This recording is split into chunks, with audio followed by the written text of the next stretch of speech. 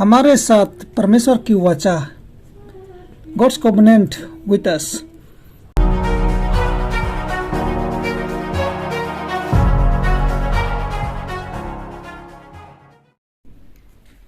चलिए प्रार्थना करते हैं। स्वर्गीय पिता, इस मौका के लिए आपको बहुत बहुत धन्यवाद देते हैं। हम अभी तेरे वचन को सीखने जा रहे हैं। हमें बुद्धि और ज्ञान दे ताकि अच्छी तरह समझकर सीख सकें। हमारे पापों को क्षमा कर। छोटी प्रार्थना यीशु के नाम से मांगते हैं, आमीन। हमारे साथ परमेश्वर की वाचा, गॉड्स कॉवेनेंट विथ अस।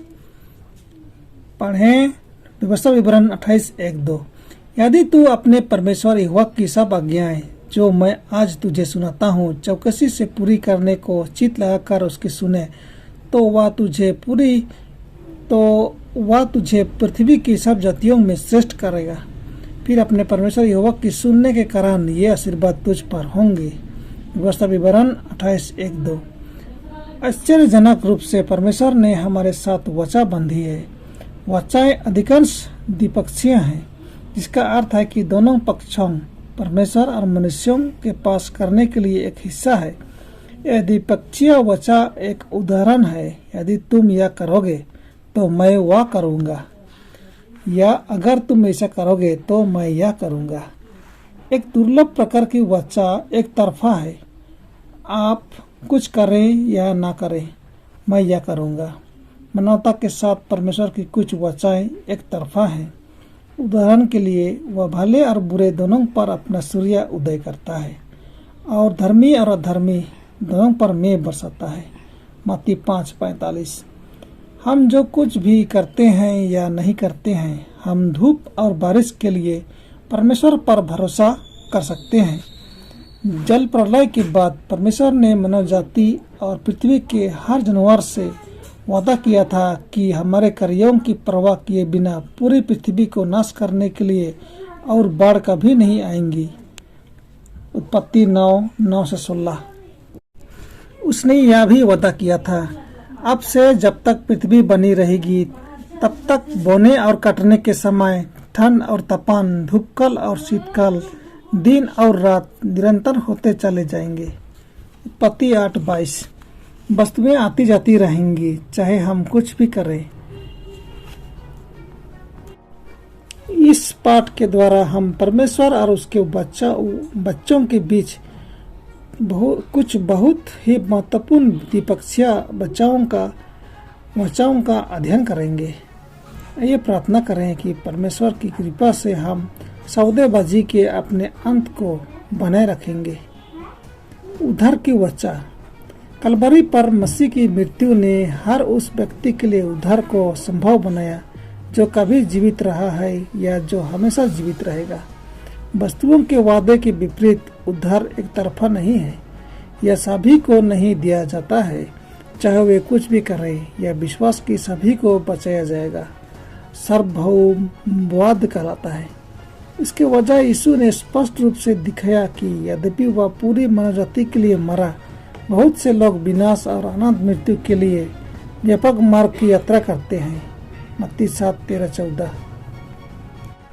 पौलुस ने उद्धार की वाचा की द्विपक्षीय प्रकृति को समझा, यह जानते हुए कि उससे जल्द ही मार डाला जाएगा, और इस तथ्य के बावजूद कि उसके कई साथियों ने उसे छोड़ दिया था। पौलुस ने विश्वास के साथ अपने प्रिय मित्र तीमुथियुस से कहा कि उसने सौदे के अपने अंत को बरकरार रखा है, क्योंकि अब मैं अर्घ के समान उंडला जाता हूँ और मेरे कूच का समय आ पहुँचा है। मैं अच्छी कुश्ती लड़ चुका हूँ, मैंने अपनी दौड़ पूरी कर ली है, मैंने विश्वास की रखवाली की है। भविष्य में मेरे लिए धर्म का मुकुट रखा हुआ है, जिससे प्रभु जो धर्मी और न्यायी है मुझे उस दिन देगा, और मुझे ही नहीं वरन उन सब को भी जो उसके प्रकट होने को प्रिय जानते हैं। दूसरी तीमुथियुस 4:6-8। पौलुस कहता है, मैं तैयार हूँ क्योंकि मैं अच्छी कुश्ती लड़ चुका हूँ, मैंने अपनी दौड़ पूरी कर ली है, मैंने विश्वास की रखवाली की है। हालांकि पौलुस हमेशा बहुत स्पष्टता था कि उस उद्धार केवल विश्वास से है, ना कि व्यवस्था के कामों से। और इसलिए यहाँ तक किसी भी तरह से अपने कार्यों या उपलब्धियों को ईश्वर के सामने योग्यता अर्जित करने के रूप में नहीं देख रहा है। धार्मिकता का मुकुट यीशु की धार्मिकता की प्रतीक्षा कर रहा है, जिसे पौलुस ने विश्वास के द्वारा अपने लिए दावा किया है और अपने जीवन के अंत तक धारण किया है। ध्यानपूर्वक सुनना। व्यवस्था विवरण की पुस्तक मूसा के विदाई संदेशों का मुद्रित संस्करण है, जो जंगल में घूमने के 40 वर्षों के बाद इजरायलियों की दूसरी पीढ़ी के लिए है। ये संदेश यरीहो के पूर्व में मोआब के अराबा में दिए गए थे। व्यवस्था विवरण को उचित रूप से स्मरण की पुस्तक कहा गया है। इस पुस्तक में मूसा इस्राएल के साथ परमेश्वर के विशेषज्ञ व्यवहारों की समीक्षा करता है। वह वादा किए गए देश के किनारे पर सीनै पर्वत से कादेश बरने तक की यात्रा, साथ ही विद्रोह और जंगल के 40 वर्षों के भटकने का वर्णन करता है। उन्होंने 10 आज्ञाओं, दशमांश और केंद्रीय भंडारगृह की आवश्यकताओं को पुनः स्थापित किया, लेकिन व्यवस्था विवरण का प्राथमिक ध्यान परमेश्वर की आज्ञा मानने और उसकी आशीषों को प्राप्त करने की सलाह है। मूसा ने परमेश्वर को एक स्वयं व्यक्ति के रूप में चित्रित किया है, जिसके पास अपने लोगों की देखभाल करने की क्षमता और इच्छा है। व्यवस्था विवरण 28:1-4 पढ़ें। लोगों से कौन सी महान आशीषों का वादा किया जाता है, लेकिन उन्हें प्राप्त करने के लिए उन्हें क्या करना चाहिए? मूसा लोगों के निमित्त यह समझने के लिए बहुत उत्सुक था कि परमेश्वर के मन में उनके लिए अद्भुत, यहाँ तक कि चमत्कारी आशीषें थी। उनके शब्द यदि आप लोग लगन से सुनेंगे, उन्हें बताएं कि उनका शाश्वत भाग्य यहाँ दांव पर लगा था। स्वतंत्र चुनाव की वास्तविकता की कितनी सशक्त अभिव्यक्ति है। वे उसके चुने हुए राष्ट्र थे, महान आशीषों और महान वादों के प्राप्तकर्ता थे, लेकिन वे आशीषें और वादे बिना शर्त नहीं थे।